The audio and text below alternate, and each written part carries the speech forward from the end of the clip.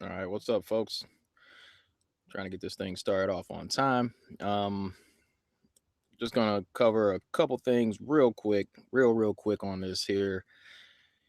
Super quick, abbreviated lunchtime live stream. I got about 20 minutes, so let me try to get in the chat real quick. Say what's up real quick. Hold on. Oh man, what's going on? Just a second. Just a second. Let me see. Man, I just uploaded something that's been blocked. Can no longer be played on YouTube. Okay. Just got a copyright claim on something. Anyway, um, so let me get back over here. Just a little something about this $10,000 baller challenge. Just wanted to speak on this for a little bit. And a recent story that a lot of people have already seen. Let me get on here. All right, so I got my chat up. What's up, Joey? Jonathan Woodley, Ron Hagberg, what up? Leah Templar, Shannon, Flat Earth Vegans, Robert Blakely, Dr. Michael Miller. How's it going? Sly Steve in the house. Glad you made it, man. Benji Hunter, Robert Matthews, Seek and Find, Young Tahuti, what's happening? Smoldering Waves, Huey Freeman, what's happening? Psy XIX Warrior in the house. DM, what's happening? What's happening? Charles was. Puts we he said, "Oh, that's you stupid backwards." That ain't right. Anyway, so yeah, let me go ahead and get started on this thing. Read this story out real quick. If you haven't heard about this, you might have been under a rock for a while, but it's all good. Let me run this real quick. Boom. Start the screen share. I'm not seeing any links on the screen, so check it out. So this is a story from Popular Mechanics. This is some nonsense that came out earlier this a few days ago. Says an astronaut plugged the leak on the space station with his finger. The ISS astronauts later used tape and gauze to seal the hole more permanently. Wow. All right, and then there's some cartoons for you. Okay, it says one of the dangers of floating in a space station is that you really have to worry about leaks. After all, there's only a thin metal shell standing between you and the vacuum of space, and even a small hole can quickly prove disastrous. That's the reality that astronauts aboard the International Space Station awoke to yesterday, when it was discovered that a small leak in the station was causing the air pressure inside to drop. Fortunately, the hole was small enough that it wasn't life-threatening. Good. So they already kind of built in the story beforehand, or the excuse as to why this wasn't going to work out. So let me see. Said the leak was small enough that it wasn't okay. Anyway, fortunately, the hole was small enough that it wasn't life-threatening, and one of the astronauts simply plugged the hole with his finger while waiting for a more permanent fix. Initially, ground crews monitoring the ISS noticed the leak because of a small drop in air pressure aboard the station. While the astronauts were sleeping, with a larger leak, the astronauts would have been woken up right away, but this particular leak was small enough that NASA decided it could wait until morning. Now, I find that to be a little bit ridiculous because, from what we've been told, let me see, there are some strong, serious issues in dealing with holes in, I'm not even going to play that video because I just got a copyright strike on it. And I just uploaded it a second ago. But, look, the issue with that is one, well, they train in a pool. All right, they train underwater, so their suits, they have a totally different system setup. So it's like the way that they train, it's like they're underwater, so all the water is pressing in on their suits and all, but the space suits are supposed to be operating in a vacuum. And there's a challenge out where Mark Sargent's offering to get with someone else, go to one of these college universities, and where they have a vacuum chamber, and put on one of these spacesuits and go inside. Now, chances are he's probably going to die if he actually does that, but I don't think anybody's taking him up on that offer just yet. But but the whole idea of being able to just plug the hole with your finger, that's like Now let's think about this. If you're on a submarine and suddenly there's a puncture in the hull, how well do you think it's going to work out for somebody to just plug the hole with the finger? Now they said the hole was like 2 millimeters wide, so a very small hole. But at the same time, there will be issues because pressure's trying to normalize itself. See, in the submarine, pressure's trying to normalize, so water's trying to flow inward. Whereas if you're in this pressurized container, in the vacuum of space, air's going to be trying to fly out of there. So it's going to be sucking air out of there constantly. And I mean, in the story, it was kind of looking like they were taking a while to find the leak, as if there wouldn't have been a loud sucking noise, maybe a whistling sound with all the air rushing out, you know? So there's that. There's a huge issue with that one in and of itself. I mean, obviously this whole situation has different plays on what we've been told is reality, because let's think about this. I'll just walk you through the clips that I was going to play. I'm not playing them now because I'm not trying to get another strike, so I don't even know what's going to happen. So um you remember that movie Jason X, where they were out in space? They found Jason Voorhees' body, and then he came back to life, and then robot lady shot him to death, and then he was rebuilt with nanotechnology. So there was a scene in that movie where they were trying to get away from Jason. No, he had got blasted out of the ship some way or another, and then what happened? He punches a hole into the side of their spaceship, and suddenly that fist-sized hole that's got air rushing outside. And what happened, it was like the one girl ended up flying through the hole. And what happened before that, there's all kinds of stuff. It's like soon as he punched through that hole and then pulled his fist out, air is flying out into the infinite vacuum of space.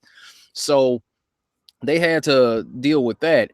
And there was a point where the girl's like holding on to the ground. There's like this railing. It's like she moves one hand, pulls the thing up there. There's a ground. It's like a screen. So now there's a hole, and then there's a screen over it.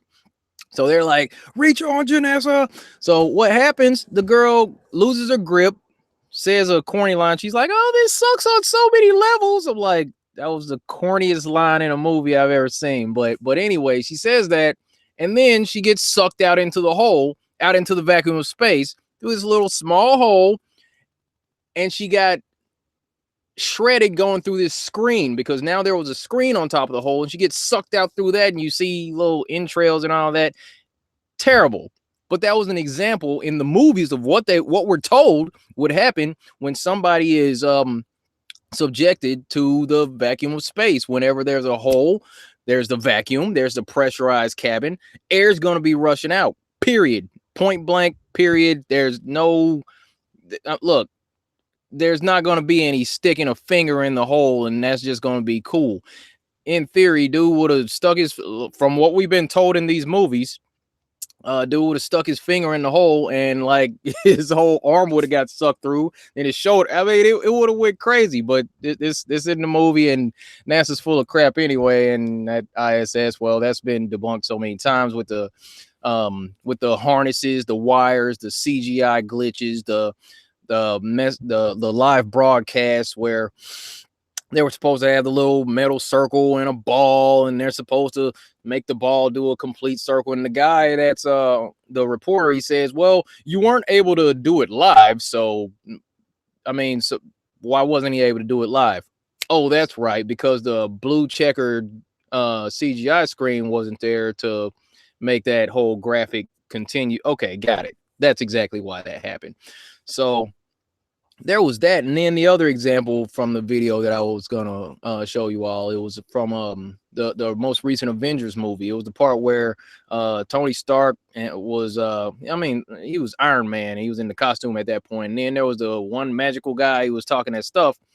Tony's like, yeah, but the kid's seen more movies. He blasts a hole in the side of the ship, and then the bad guy gets sucked out into the vacuum of space. He freezes, but there's all kinds of stuff flying out of that hole because air is rushing outside into space.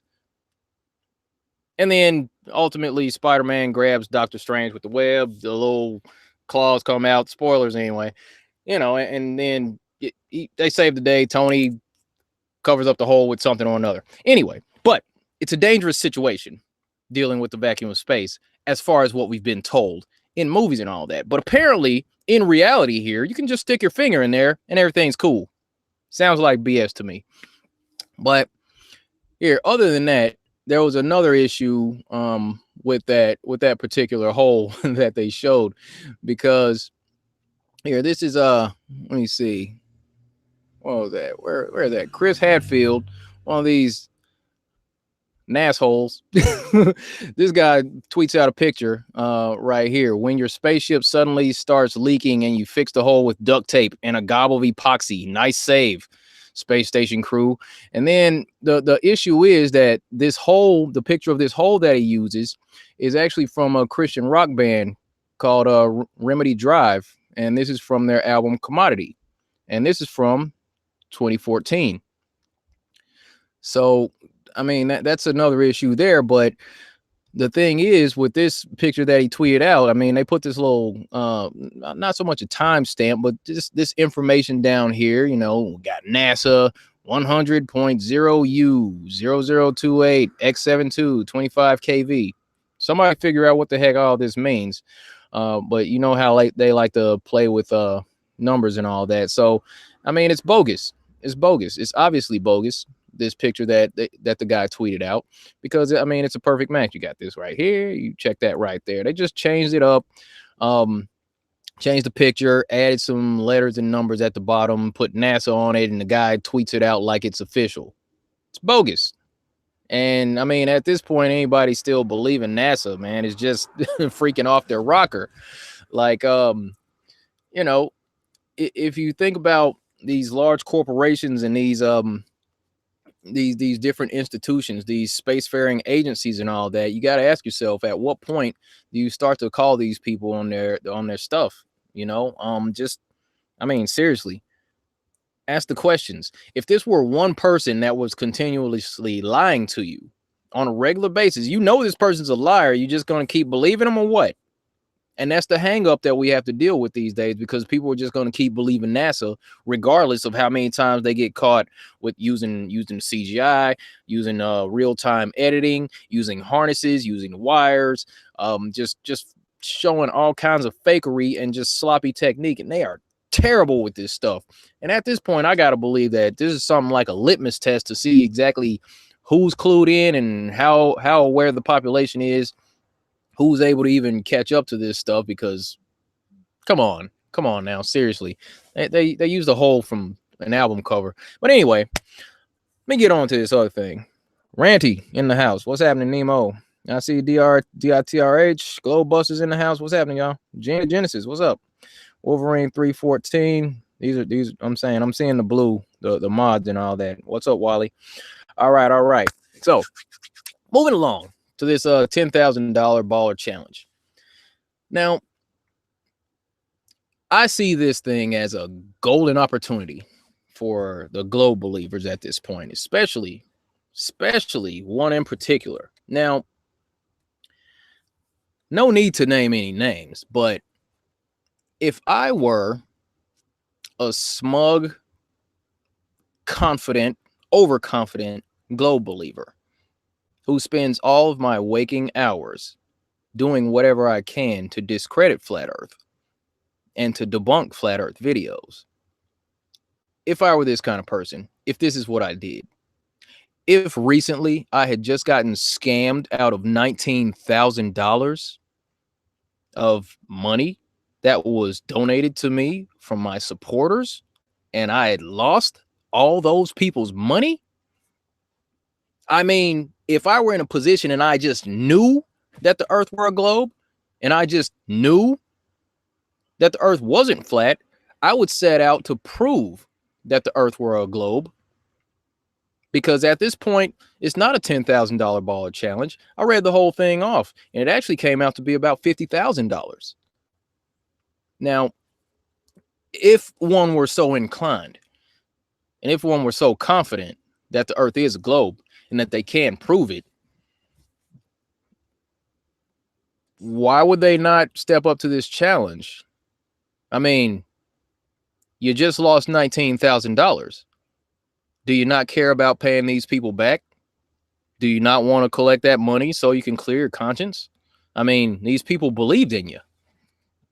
So you should be trying to get that money back, right? I mean, that's what I do. I mean, I'm pretty sure that anybody with a shred of integrity, decency, that lost a lot of people's money would indeed step up at the first opportunity to collect more than the money that was lost, that was donated by their supporters.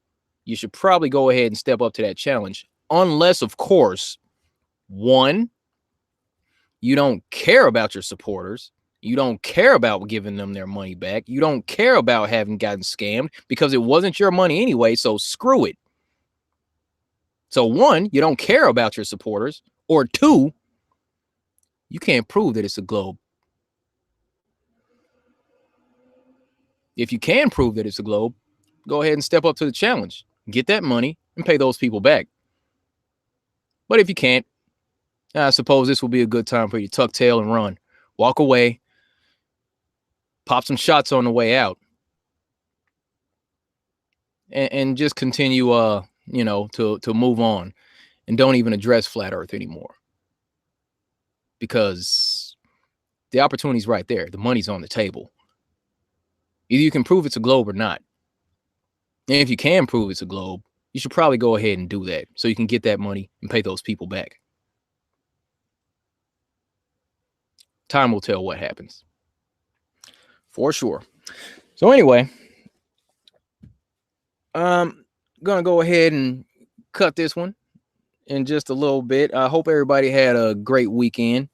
Labor Day, I had a 3-day. I was just relaxing. I was meaning to do a video on that whole NASA plugs the whole thing like yesterday, but nah, that didn't work out. But it's all good. So anyway, just wanted to get those things knocked out. Why are these globe believers not stepping up to the challenge? I mean, you'd like to think that this is an easy thing to do. I mean, there's so many globe believers that, go about making these debunking videos. And I said this a while ago. I'm like, how about stop debunking flat Earth and prove the globe? And this is the opportunity to prove the globe, one, and also there's an added incentive. You can make some money while you're doing that. I'd say it's a great opportunity, but I'm thinking that you can't do it. I'm thinking that any of these upscale YouTubers who have been making a career out of being in opposition to flat Earth for however long, I don't think any of them are going to step up. I think it's cool. Hey, even Eric Dubé went ahead and posted a video about it. This is all the rage right now. This is what's going to separate what's real from what's fake as far as these globies go. If you're going to take the challenge, go ahead. What, are you going to link us to some videos?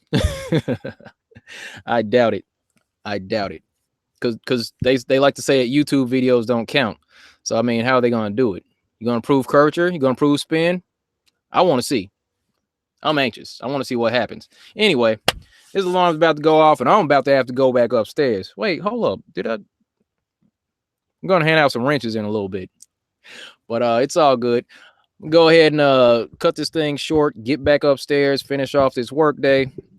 Hope everybody has a great week. I'll be back with you on Friday with Vegan Warrior for the weekly wrap up. Working on another project, just adding things to it. It's going to be good. I can tell you that. So on the way out of here, I'll say goodbye to Ollie Rendon, Roger Klein, Carolyn, AZFE Chick, my man Joey, Leah, my man Ranty, I see you, Nick Sangetta, I got to get you a wrench, T-Town Sin, Michael Cyrus, Side Warrior, Brian Jepson. Wait, what now? Yeah, true. James P. Todd S. B-Lou, what up? All right, the alarm's going off, folks. I got to get out of here. All right, now, as always, be good to each other. Take care of yourself. Stay flat. See you next time. Thank you.